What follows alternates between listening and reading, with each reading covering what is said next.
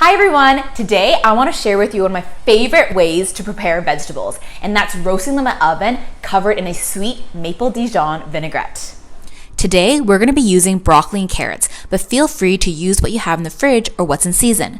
When chopping broccoli, always chop through the stem rather than the floret end. The stem of the broccoli is also edible, but what we have to do is remove the outer woody layer first, and then I like slicing it on a diagonal. Similarly, for the carrot, after peeling, I like slicing it on a diagonal. The reason for this is because there's greater surface area for the marinade to coat.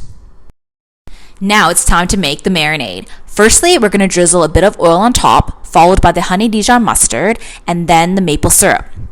A sprinkle of garlic powder, followed by sea salt, and some freshly ground black pepper. Now it's time to toss and just use your hands, cause it's there. So once you toss it all together, it's a good step or a good rule of thumb to take one of the pieces of the veggies, just to taste it out and see if you need to adjust the flavoring. Then we're gonna bake it at 400 degrees for about 15 minutes. And voila! It's been 15 minutes now and they're all done. Let's give it a try. Look at that caramelization. Just tender enough, but you still want that nice crunch in the vegetable.